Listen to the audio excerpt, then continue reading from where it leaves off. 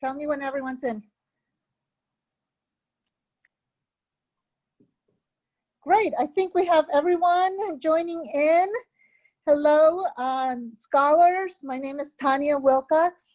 I'm one of the program directors at TheDream.Us, leading the scholar programs and college programs, and we're so excited to bring to you some of our alumni that will be sharing their words of wisdom and their experiences with you. Joining me today, I also have two other team members, Sadhana Singh, wave Sadhana. She is one of our program managers, also a former scholar from Trinity University, Washington University.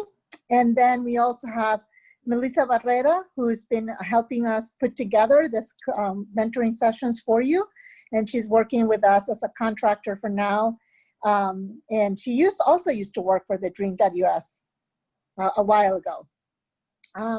But we're very excited to bring to you the first ever career mentoring session that we've done, where now we have scholars who have jobs, are starting businesses, have been out there in the working world for a year or two, or are just starting now because they just graduated, that have real experiences, advice, resources that they can share with you to help you launch your career. We here at TheDream.Us, one of our goals is to make sure that you put your college degree to work after college, that you get jobs that are gonna help you and your families and your communities. So we have this whole career connections program where we are gonna try to help you build networking skills, help you find internships, help you find with job placements. So bring a whole bunch of services to help you launch your careers. And these career mentoring networks that we're starting this summer is gonna be part of that. As you've seen probably from an email in the past, we'll have about 5 of them this summer. This is our kickoff evening, so thank you for joining us. And with that, I'm gonna introduce you to our moderator, who is Kevin Ortiz. Kevin graduated from college, I believe 2 or 3 years ago from University of Central Florida. He, when he graduated, he joined our alumni council. So as a member of our alumni council, he has become a leader alumni for TheDream.Us, doing a lot of different services and giving us some of his leadership and his ideas to help the community. And one of the things that he's doing is moderating this panel. And with that, I turn it to you, Kevin, and thank you for joining us today. And he will introduce you to the rest of the panelists. Go ahead, Kevin. Thank you so much, Tanya. It's a pleasure to be here today. It's a pleasure to be here with you all, with all of our Dream.Us scholars. I want to, first of all, start this call by saying congratulations on being a Dream.Us scholar. You are making your dreams come true, and you are making the dreams of your family come true by accepting the call to action to go to a university. Most of Dream.Us scholars are first-generation scholars, or college students, I should say. And let me start by saying congratulations. And today, we have a great treat for you. Like Tanya said, my name is Kevin. I am a Dream.Us scholar, graduated in 2017, so not that long ago, December 2017, from the University of Central Florida. If we have any UCF Knights in the call, you know, go Knights, charge on.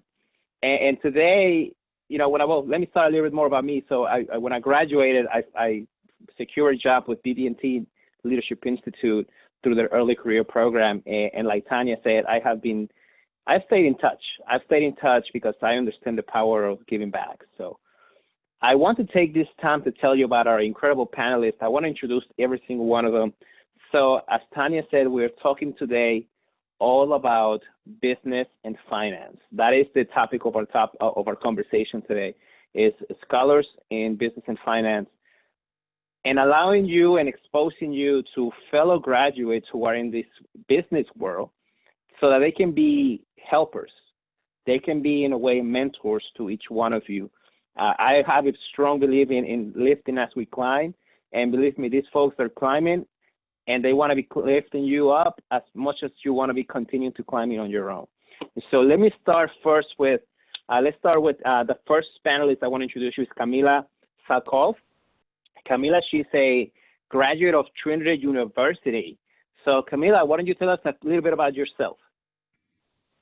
Yeah, so I am the newest member at TheDream.Us. I graduated with an accounting degree and a minor in business. I graduated in 3 years. So during the first 2 years, I was working part-time at a bank, and on my third year, I was taking 6 classes per semester, just like many of you guys do. And then I was working full-time for T. Rowe Price, which is a pretty big financial firm. Then as soon as I graduated, I went into a master's program and just graduated with a master's. Yeah. It's an MBA. Awesome. Well, congratulations, Camila. We're all very proud of you. And that's just one of them. We got 2 more to go. The next one is Mauricio Ramirez. Mauricio, he is a graduate of my alma mater. He's a fellow Knight from the University of Central Florida. Mauricio, how are you? I'm pretty good. Like Kevin said, I'm Mauricio. I went to UCF, graduated with a finance degree. I work in the financial services sector, more on what's on the Wall Street side of things. Currently, I'll be starting my full-time job at Allstate Investments, where I will be doing fixed income research, which is looking at companies and the bonds they issue to raise money. They're good investments. Experience a little with Goldman Sachs and some local companies, such as right now I'm at a company called LSQ. I received my scholarship back in to start the fall of 17, which is when I started UCF, and I met Kevin there that semester, which when he graduated. But yeah, no, I just want to help people. If any of you are want to go into Wall Street, let me know. It's a tough and enduring path to get there. So let me know. I'll probably drop my LinkedIn later on the chat. So I'll make sure to so you guys can connect. Absolutely, Mauricio. So thank you, man. We're proud of you as well. I know you're going to get to Wall Street, and that's something that I know you have a passion for. I will say, I know you're a humble man. Mauricio is also the student chapter president, leader of the year for Alpha for 2019. So he has great leadership skills, and he didn't mention it, so I will. And that's another great person to talk to you about how to start your own student chapter on campus. The next, and last but not least, we have Johan Hayag, who is a graduate from Illinois, the University of Illinois in Chicago. So, Johan, how are you doing, brother? Hey, I'm good. So my name is Johan Hayek. I graduated back in 2018 from University of Illinois, Chicago. I come from a non-traditional business background. I did graduate with a chemistry degree. So after I graduated, I joined the workforce working as a data analyst for a food and ingredients company. And after 2 years, I started a company with a couple friends called Activo. And what we're trying to do is create athletic clothing from recycled materials. So that could come from recycled plastic water bottles, organic cotton, and sustainable materials. So we're hopefully looking to launch on August 1st. Johan, that's awesome, brother. And I want to stay with you for a minute because I want to start the questions with you, which is selecting your major. Right now, this is the finance and business conversation, but we want to talk to you, and I want to know about your decision to become a chemistry major. How did you make that decision? Yeah, so I've always been passionate about the STEM field in general. Ever since I was young, I've always looked at things in a different way. From high school till even community college, I was always interested in the math and the sciences. I took a lot of physics, chemistry courses, and it wasn't until when I was in community college where I really wanted to do chemistry, just because I had a really good chemistry professor there that really showed me the way of like what I can do.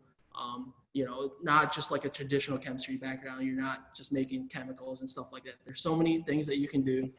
And with chemistry, you could join the pharmacy, you could do business. And so that's where I kind of went. When I went to UIC, that's when I really started finalizing my major. in chemistry. And, you know, I participated in a lot of orgs when I was there at UIC. I was actually vice president of a STEM-related org over there. And that's when I really liked having that leadership role. And so when I graduated, you know, I worked in the industry for 2 years working as a data analyst and doing research with that company for a while. And I loved it. But, you know, I wanted to do something with my own entrepreneurship, and starting this company was something that I really look forward to doing. And that's when I jumped the gun and did what I did. That's awesome, man. And that's awesome. And I'm happy to hear that also throughout your college career, you were part of student organizations. That is one important thing that we want to continue to push to our Dream Scholars, which is the importance of leadership experience on campus, off campus, anything that you're able to do and work on. So I want to go back to you in a minute, because we want to know more about your journey to become an entrepreneur. But I also want to ask the same question around major selection to Camila.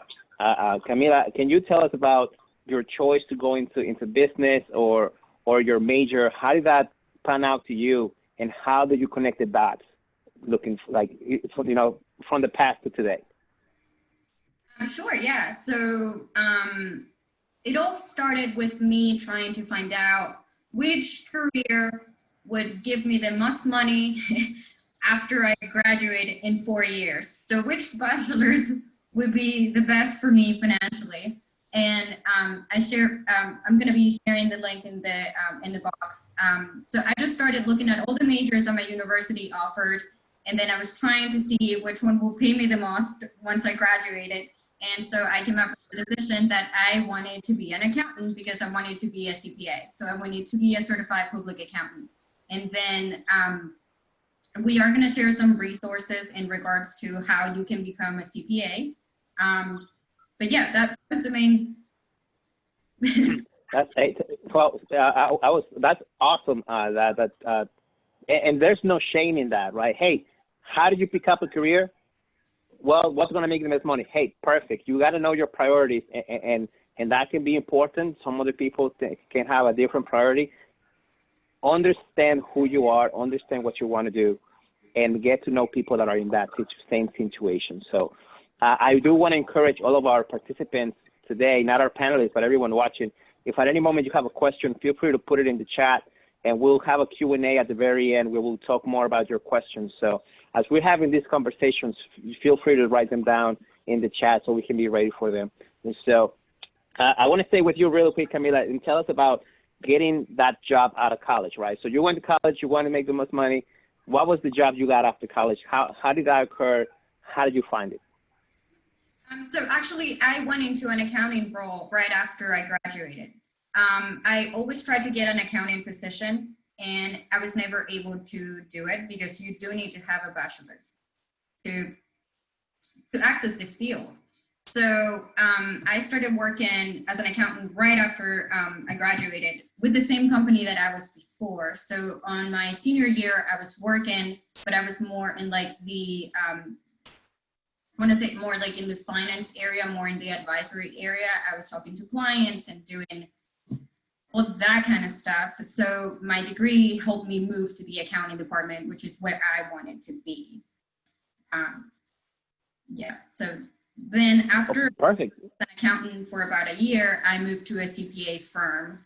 It's a small CPA firm here locally. And that was really, really helpful because I was able to learn a lot more about what public accounting really means. Can you speak to that? How did you make that transition from where you were to that public accounting firm? Of course, you had your degree by then, but can you tell us about how it is that you apply to that role? Sure. So usually, if you have an accounting degree, you take that path towards becoming a CPA. So I knew that I needed to have a little bit of experience. So after I waited about a year, after about a year of me just having experience, I started applying to a lot of different CPA firms. because I knew that that's what I wanted to do. I knew that that was the final goal that I wanted to go for. And I mean, it worked. Usually you can, it is possible to go to a CPA firm right after you get your bachelor's degree in accounting. But also you do have to make that commitment that you are gonna eventually be certified. So that's one of the reasons why usually people kind of wait a year to prepare for that, because you do have to take the test. And I do have some information. We are going to put up some information on the chat box about what are the requirements to take this test, because there are really specific classes that you should be taking on your junior year, on your senior year, and even as a sophomore if you want to take that path. Absolutely. So can you speak to, right, getting a CPA is not easy, right? It's a certified public accountant. If you got to take exams, you got to study a lot. Can you tell us about what kept you alive and what kept you motivated through that process, which I imagine can be very, very tough? Well, one, it's definitely always going to be the money. The money's good. It's always good. And then the other thing is the fact that you kind of set yourself up in this pedestal once you have a CPA. Once you are a certified public accountant, you can go on your own. You can do taxes. You can open your own, you know, we're talking a lot about being an entrepreneur and that kind of thing. So once you have that experience, once you become a CPA, you can, like I said, you can open a business and do taxes. You can do bookkeeping. And there's a lot of people that after they become CPAs and they gain enough experience, they get comfortable enough, you know, with what they're doing, and they just go and do their own thing and open their own businesses. Absolutely. I gotta say, Camila, thank you so much for that, and thanks for keeping it real, because that's how you gotta be, man. That's how you gotta be. You gotta keep it real, and I encourage anyone out there listening who wants to be an accountant to reach out to Camila and to stay in touch with her, because that's what we're here to do. We're here to connect you with folks who have been in your shoes. If you want to be in this path of getting an accountant, getting a CPA, and making some good money, like Camila is saying, talk to her. Within the same thing, let's talk to Mauricio. Mauricio, you're in a kind of different situation. You just graduated, but you also secure a job with Allstate in Chicago. So can you speak to our alumni folks, to our Dream.Us folks about what was that process like? How do you know that this is what you wanted to do? And how can people follow along in those steps? Yeah, so I actually started as a computer science major, and then I realized I didn't like coding. And I started trading stocks, right? Like, you know, most kids do at some point in college, probably get curious. And then the more I got into it, the more I liked it. So I decided to switch my major to finance. And then just kind of took off from there. Eventually I realized that I was going to UCF, and we are a non-target school to Wall Street. So meaning they don't recruit from us. And the reality of it is that UCF, when it comes to business, it kind of gets overlooked. If it's, and Kevin knows, right? If you come from computer science or engineering at UCF, it's one of the top schools. They beat MIT in competitions. Business, very different aspects. So I had to really grind, and grind is probably my favorite word, to get to the place that I've gotten to, like Charles Schwab, intern at Goldman Sachs, and now going to Allstate. And people thought I was kind of crazy, because not only did I want to go into high finance, but I wanted to go into the buy side. The buy side is the companies that invest the money, whereas the sell side are those that they do research and publish it out to people to look at, or help people do transactions. Getting to the buy side is a lot harder. So I knew that I had to get internships. I'm graduating with 5 internships under my belt. And for the most part, especially in the local ones, I got more exposure. So for example, where I'm at now, LSQ, I do credit research on some companies that we pretty much loan out to. So I had to look into their credit worthiness. We didn't have a specific structure until more recently because of Corona. So I've been helping set up some of that structure. Like some of the execs come from Wall Street, and with some of the insights I've gotten from working in some of those companies, I've been able to help set the structure that we have now for the research platform. So I can talk to the experience like that. And with Allstate, Kevin mentioned I was part of Alpha, which is the Association of Latino Professionals for America. And Allstate is one of the big sponsors. And there's a big convention every summer. Before going to the last one last year, Allstate emailed me because my resume was in the database. I interviewed, I went out to the office. I found out they were only hiring one person because they only hire 1 or 2 people per year.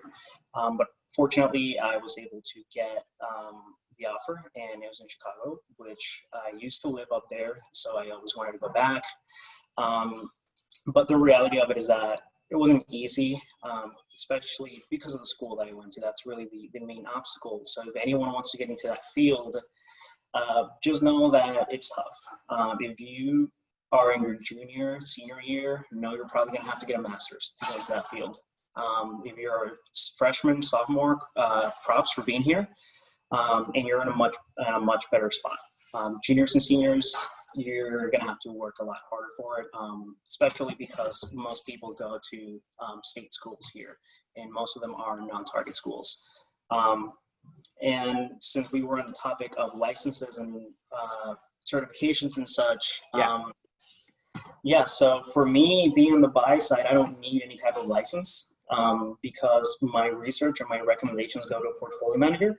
If you're on the sell side, you need what's called a Series 7 and also a Series 56 and 57, which let you do research and publish it and giving recommendations without getting sued over it.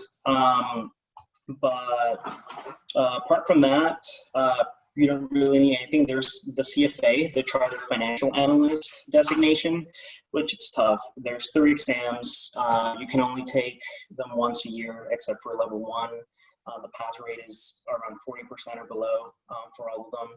And you need to have 4 to 5 years experience to get the designation. You can take the exams early on, but for the designation, you gotta have 4 or 5 years of experience. Yeah, man, those certifications can be real tough, but I do want to, you mentioned a comment that I wanted to dig a little deeper, and it's this idea of the grind, right? You have to work hard.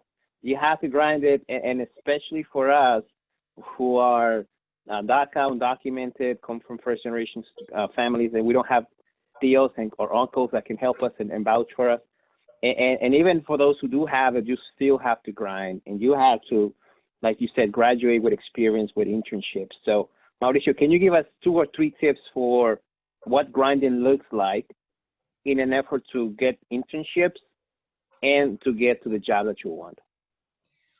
Learning outside of class, that's probably the main one. Nothing that I learned at UCF in the finance program is anything that's actually applicable to what I do. Because in finance, what you learn is very theoretical versus practical. So the very little that I do use from class, I actually learned it outside of class first because I have to get ahead of that. Another thing, networking. That's a big thing. I use LinkedIn a lot for networking. Always put yourself in the spotlight so you can, talk to people and meet new people. When I was president of Alpha UCF, I had a lot of spotlight because of the position and the chapter that we are. We are the largest chapter. So I got to get to a lot of people. And the third one, not making excuses for yourself. I think that's one of the biggest ones. Kevin knows this well, and I've actually talked to Candy about that before. I don't like the term dreamer because I am not here to dream, I'm here to act. And if you set yourself the mentality that you're at a disadvantage because you're undocumented, then you're just setting up an excuse. I know a lot of people who are citizens, permanent residents, who have the same or even worse obstacles. So they are sometimes in worse positions. So I've never let my status define me at all. The only thing that I've let define me is that I went to a non-target school, really, but it was working hard, networking, and putting yourself in the right places to get to where you wanted to go. Gotcha. I love it, man. So, you said network, learn outside of class, and don't let your status define you. Go out there and work it, man. So thank you. Johan, I want to transition to you and I want to learn more about your entrepreneurship, and I want to learn more about what is a day in the life of any entrepreneur. And first of all, how it is that you decided to start your own business, right? Kind of speak to that. Yeah. So for me, when I was coming up with my business idea, I think it was like a culmination of different aspects of my life that I was very passionate about. A couple of those things is, my chemistry background. And then another one is fitness. My whole family, we've had a lot of, a slew of like health issues. And, fitness is one of the most important things in my life. And I was kind of coming up with an idea of how I can put both of these together. And, I was actually just shopping online, looking for athletic clothing because I wanted to go to the gym and look good going to the gym. Love it. And I was looking at it, and, one of the things I was noticing is that a lot of these companies aren't very eco-friendly. They're not very sustainable. And the more I started doing research, I started seeing a lot more reading about waste in general in the clothing industry. And because of that, that's when I started forming an idea of how can we create an industry where athletic clothing can be sustainable and eco-friendly, especially, younger generations nowadays are looking for companies that are trying to be sustainable and eco-friendly. You have paper straws now. You have people drinking out of metal, what do you call those? Cans? I don't know. Hydro flasks, stuff like that, and I think that's a growing aspect of where the future can go, is trying to be sustainable and eco-friendly. And I talked about it with a couple friends, and they said they wanted to join the company because they're excited about the idea. So that started in January. And at that time, I was still working full time with my company as a data analyst. I worked for a food and ingredient company, and it's called Carry. So they make ingredients for huge businesses like Coca-Cola, PepsiCo, manufacturing a lot of their stuff. And I did a lot of the data and research working with those companies. And because of that, I was already devoting quite a bit of time between both, with my company that I'm starting out and my full-time job. And while we were doing that, one of the when I was first starting out my business, I actually went to the Small Business Development Center. I think I have a link for that somewhere. And one of the things that they do is that they help you start your business. They go through a lot of things like setting up goals on where do you want to set yourself up from 5 months to 5 years from now. And, working with the Small Business Development Center, a lot of the people that work there have a culmination of years of working and starting their own businesses. The guy that I've been talking to, the director of the Small Business Development Center, he started his own HR company, and he's been doing that for 30 plus years. Yeah. So, when you go to the Small Business Development Center, they have credibility behind their backs, and they know how to start a company and have it be sustainable for that amount of time. And I think that's one of the major things that you would want to do when you're starting out, is look for mentorship, look for those kind of people that have started a business, that know the ins and outs of forming a company and making it sustainable. And so that's one of the major things that we looked when we were forming as a company, was create goals for ourselves. And as I saw myself spending more time with the company, with the company that I'm forming, I saw that it was kind of hard because, I was working 40 hours, and then I was working like almost 40 hours for the company a week. And at that time, I was thinking to myself, I saved up quite a bit enough money.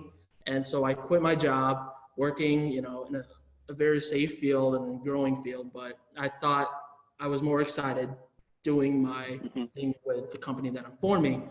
So I did quit my job, And now I'm working even more for my company because it varies quite a bit with what I'm doing every day.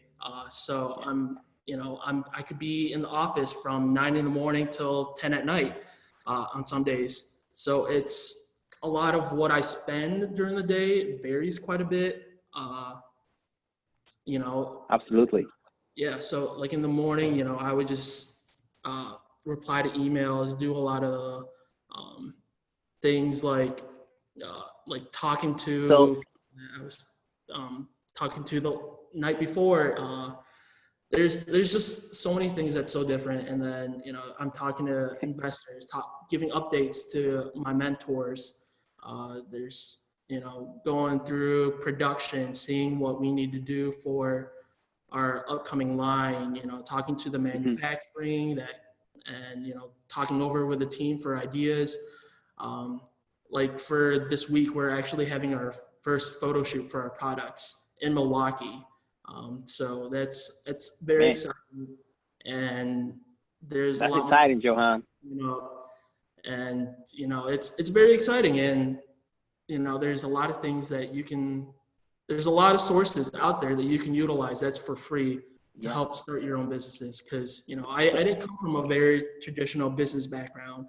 A lot of the things that I'm doing, a lot of it is learning on the go, I guess. And I don't think you should be pigeonholing yourself to whatever your degree is, and see Mhm. what you can do, utilize your degree, and start a business with it.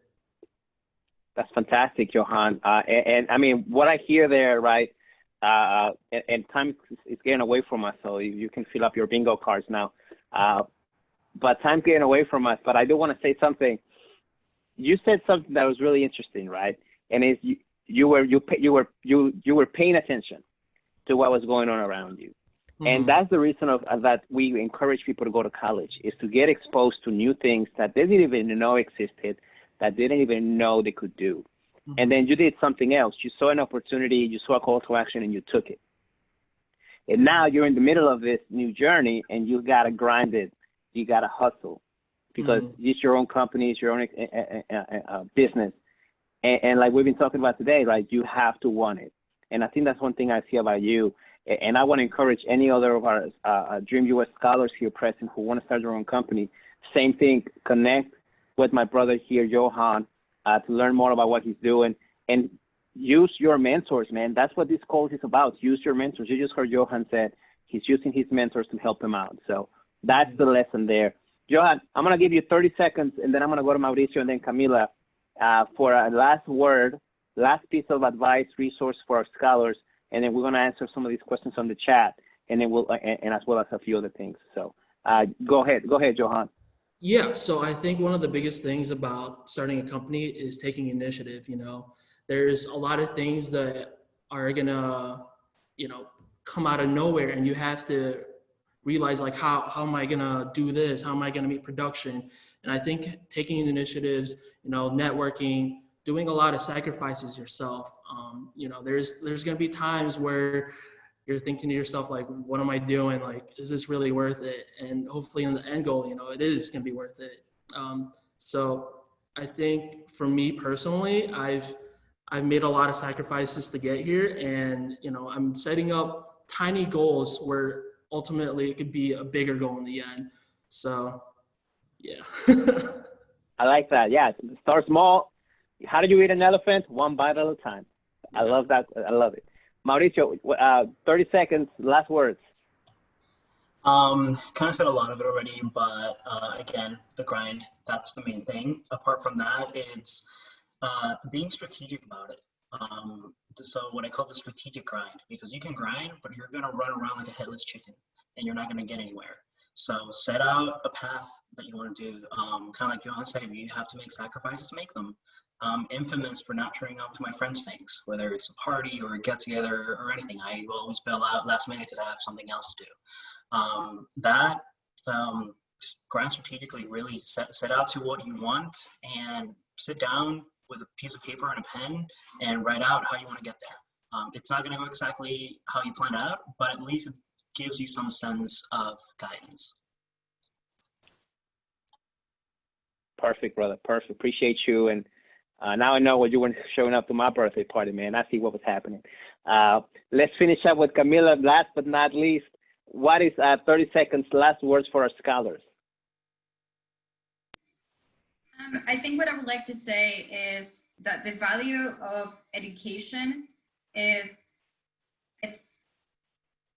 I don't even have enough words to describe it. Like, whether you get the degree on what you want to do today, that does not necessarily mean that that's what you're going to do in the future. Just like if you get a chemistry degree, you don't know if you're going to end up having your own business, and it doesn't matter. But what does matter is whether or not you actually have that degree. So I think that maybe this is all about business, but at the end of the day, whether you have a business degree or not, the most important thing right now, whether you are a freshman, a sophomore, a junior, or a senior, is just get that degree.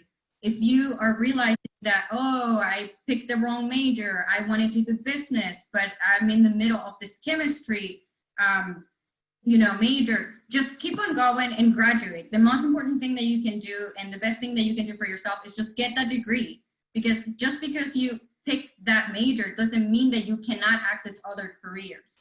So the importance of just pushing through and just graduating and just getting that degree, it's the most important thing right now when you're in school.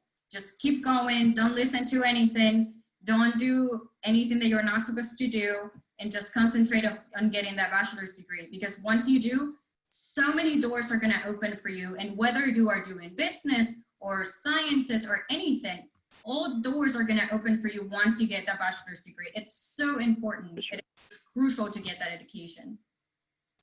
For sure. Follow up, follow through with your degree, finish it up. So thank you for that, Camila. We're going to start with some questions. I'm going to start with a few in the chat here. While we're doing this, we're going to go through them. If there's a question that you like to ask like verbally with your voice, yeah, it's a new thing.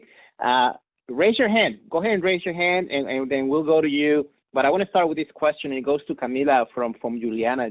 Juliana is saying she will be attending Dominican University or Dominican University this fall.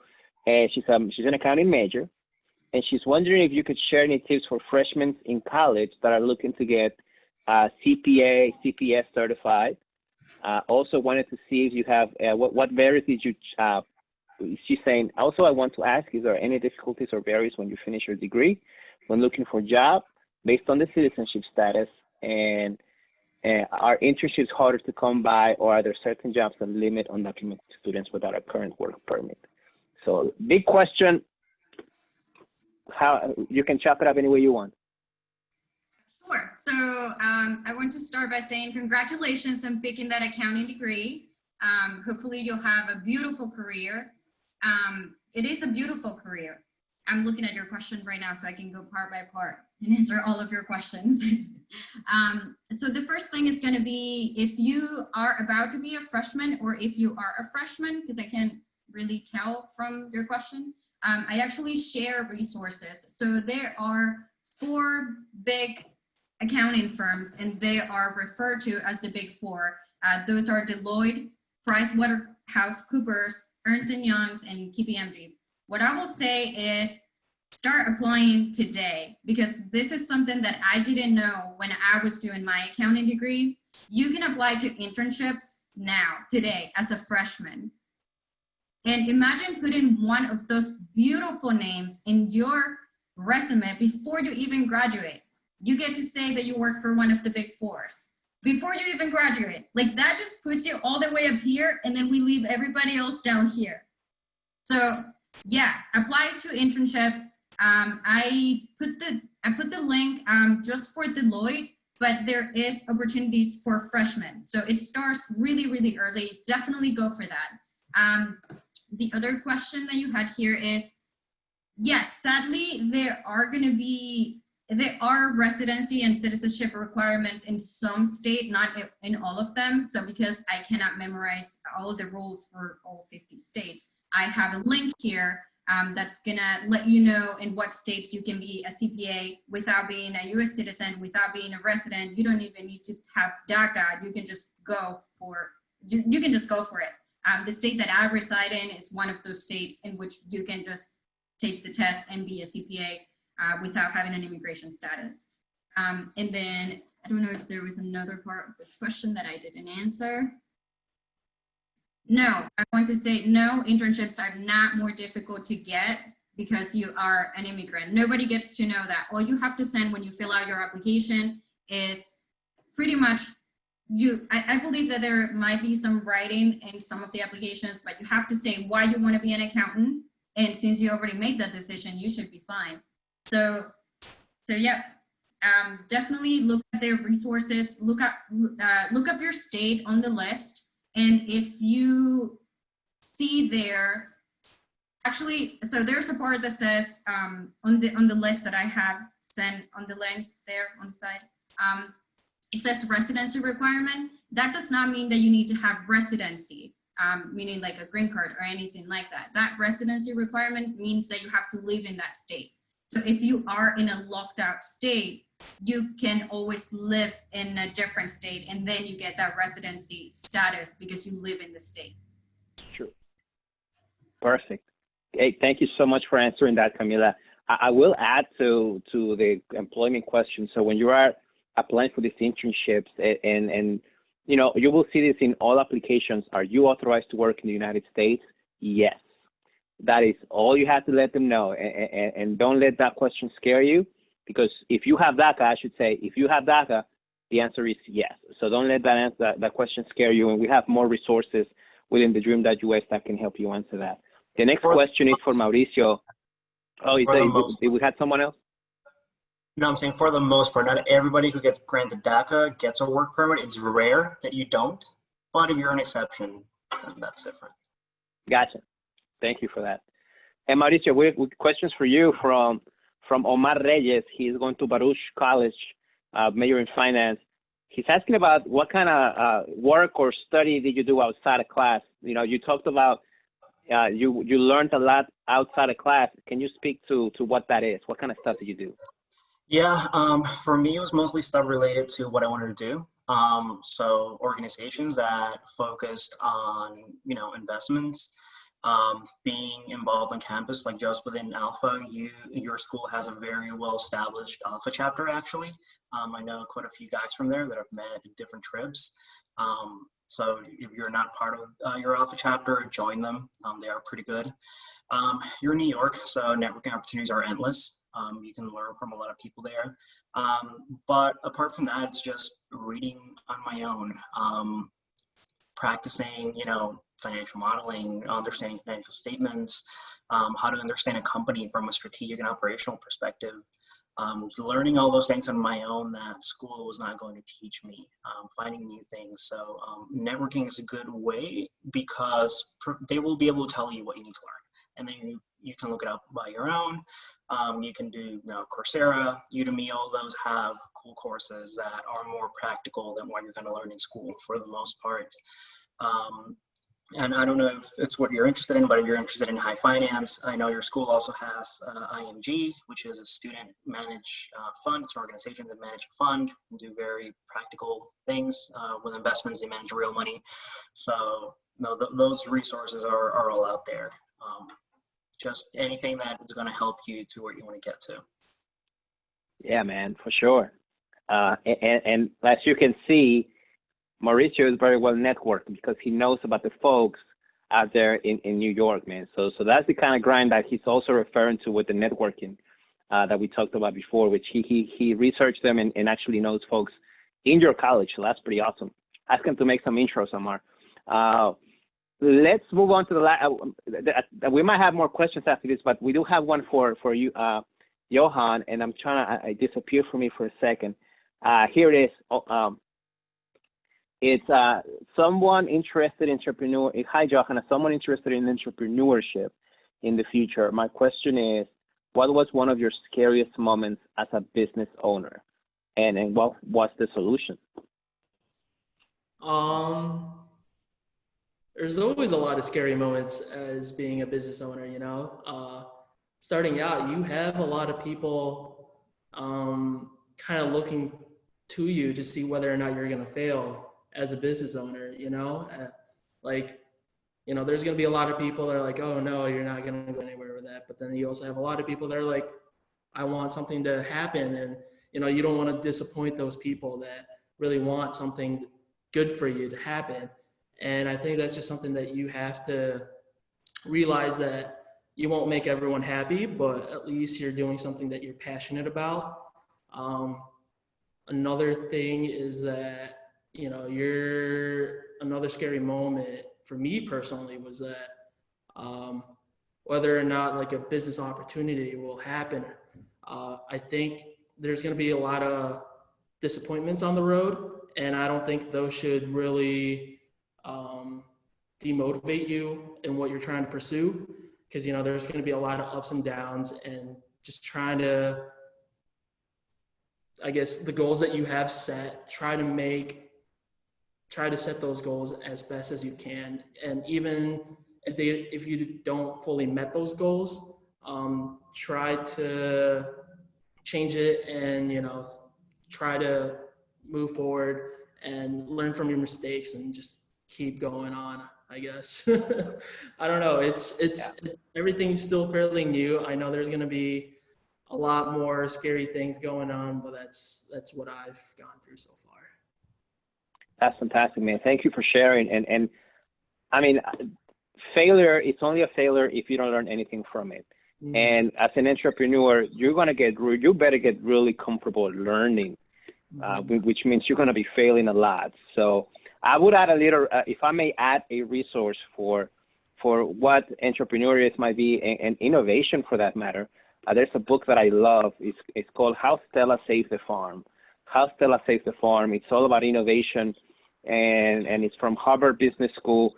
It's a fable. It's going to be really fun. Believe me, it's a fun one, but it's based on intense research from the Harvard Business School. So check it out if you can. Thanks, Johan, for that. We got one more question. This might be the last one, also for Mauricio. Speaking on, you know, you were talking about high finance internships. What do you recommend to do to get those high finance internships? And are there any specific courses that you should look for, whether in school or outside of school? Where can they find them? Yeah, so within this industry, again, networking is a big thing, right? Whether it is banking or research or whatever it is you want to go into. If they like you, they'll more likely bring you in. But you have to get in the door somehow. Doing a lot of the exploratory programs some of these banks have, a lot of them are going virtual now, so they're accepting more people. You can kind of use that so you know more of the firm, leverage that when you're applying for internships. Getting any internship to start off with, some experience is better than none. Preferably in something like finance or accounting, maybe even sales. It's very important to do sales. My first internship was actually sales, and on purpose. I wanted to get those skills. If you have to extend graduation, because again, if you're a junior or senior, more likely than not, you would have to go the MBA route or the Master's in Finance route. If you're still within the range that the scholarship allows, I'm all for extending graduation. That's what I did. It helped me a lot. In terms of courses, my favorite one is Wall Street Prep, wallstreetprep.com. It's what I use. We started an organization at UCF now, the Pegasus Group, and which we're incorporating, making a nonprofit, and we're putting all of our analysts through Wall Street Prep. They give you a certification. A lot of the banks use that to train their analysts. For example, when I was at Goldman, I had complete access to Wall Street Prep for free from Goldman. Some others use it for the new people they bring in. That would be my favorite one. There's a couple similar ones like Breaking into Wall Street. It's pretty similar too, but Wall Street Prep is my favorite one. In terms of school, if you have a student managed fund, try to join that. That's pretty essential, especially because they have a network. They probably, certain companies might pull from that because they have alumni working at their firms. But again, I think three things: Wall Street Prep, if you have a student managed fund, join that. And three, start with exploratory programs with companies, because that's going to get your foot in the door, especially coming from a non-target school. Man. Solid answer, brother. Thank you so much. We have one more question. This one's actually from Sadana. So Sadana has a question for all the panelists. Yeah, I do. So this is not my area, my field. My field is communication, but this was fascinating listening to you all, and I really appreciate you sharing with us today. And it also goes to the testament of, I mean, just your drive and how hard you've worked to get, ahead in your field and everything you've done, and regardless of your status. So my question is to any of you, you can speak up whenever. What support was key for you doing all of this? Like, was it your family? Was it a mentor? Was it your college? Like, what was like the best method or best avenue of support that you reached out to that really made a difference?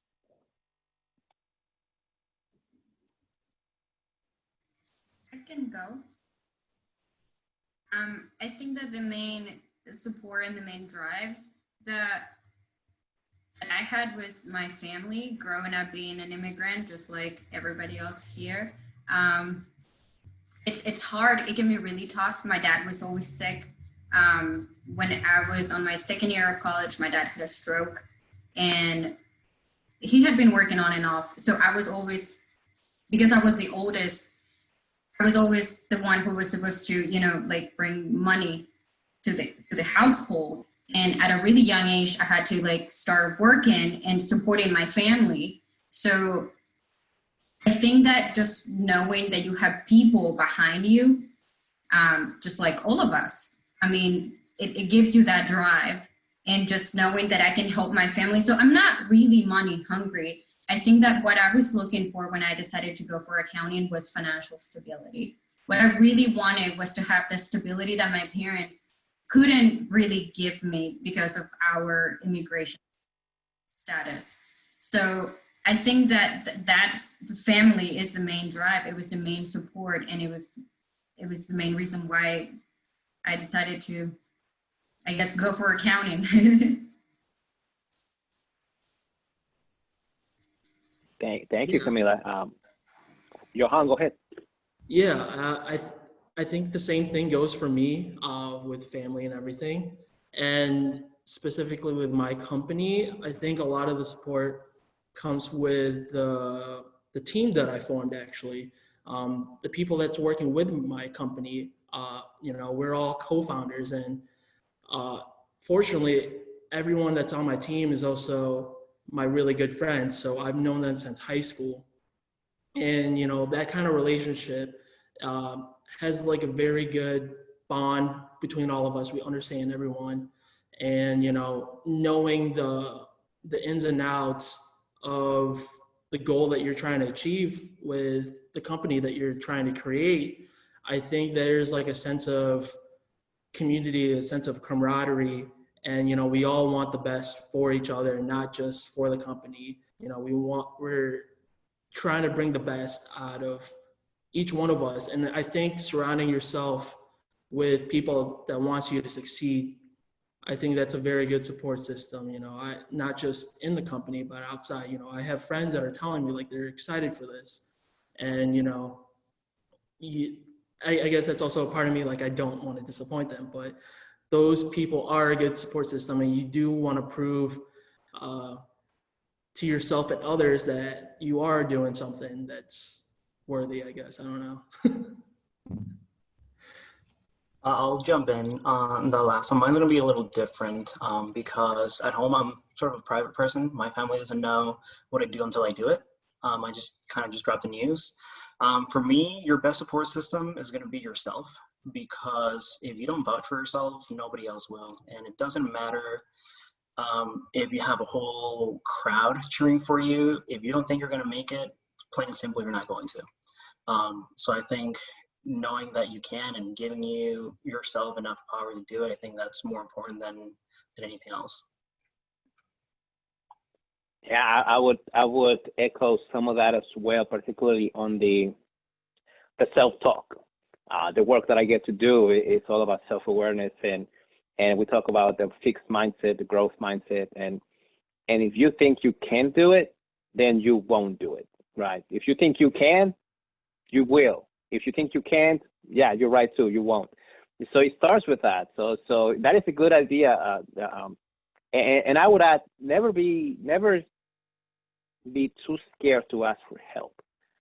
And even if you think that, you know, your family doesn't support you or the people close to you don't support you, you have, so Dana, help me here. How many thousand Dream.Us scholars do we have? We have a lot. And if not, you at least got, we got 5,000 Dream.Us scholars.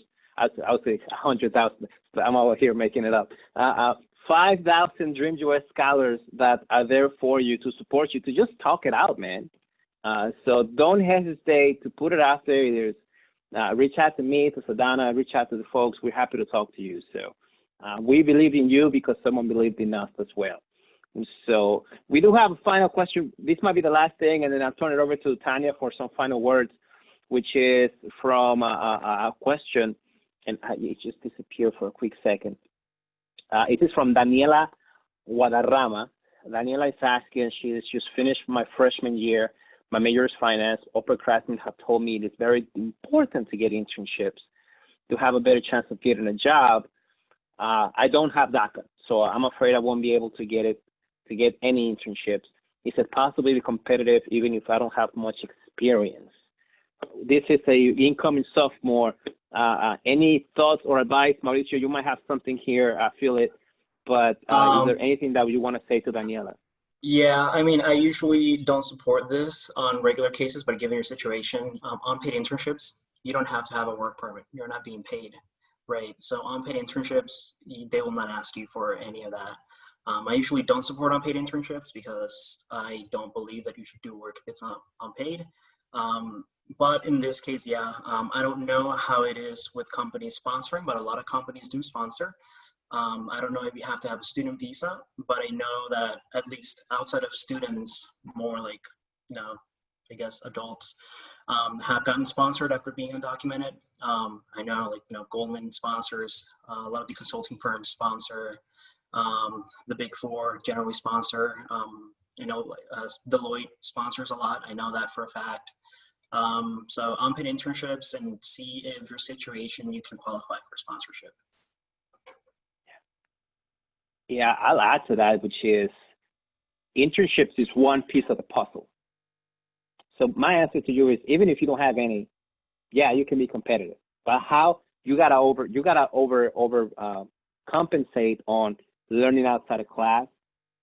You gotta overcompensate on your GPA and on other things. I was hesitant to say it first because I was like, Mauricio doesn't support unpaid internships. I know it. I did 2 unpaid internships when I was in college, right? Because that was the only thing that I could find, and I did it with the Hispanic Chamber of Commerce in Orlando, and I did it with a financial advisor just to kind of get some idea of how that work is.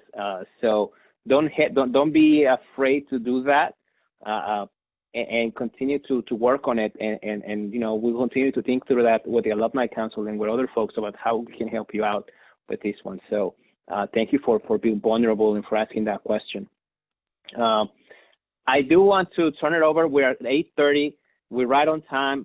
I want to turn it over to Tanya for any last words, or to Sadana for any last comments. I know we have Candy Marshall here also from the Dream.Us, who joined us a minute ago. We don't get to see a lot from Candy, so it's a real treat to have her here today. Nice to see you. So let me turn it over to Tanya for any last comments. Yes, first of all, I want to profusely thank Kevin, Johan, Camila, and Mauricio for joining us today, for all your words of advice, and to our scholars. First, kudos for starting to think about your careers right now. It's really important. It doesn't matter if you're just finished your freshman year, your incoming freshman year. The earlier you start thinking about what your career will look like, the more you are positioning yourself to be successful. We will be sending you more resources throughout the months to help you network, to help you find internships or jobs, or coaching to help you figure out how to find a job. So please stay read our emails, stay in touch. And you, our panel and our moderator, Kevin, you've been inspirational. Thank you for joining us today. Candy or Sadhana, do you want to say anything else, or? I think we're all good. So thank you all for participating. It was really informative, and I love just your spirit and your resolve to pursue your careers. Fabulous. Have a wonderful evening, and let other scholars know we'll have the next mentoring session in 2 weeks. It will be on a different industry, but if you know other scholars, tell them that these mentoring sessions have been great. Encourage them to attend. Have a good evening, everybody. Bye. Bye. Bye, everyone. Thank you.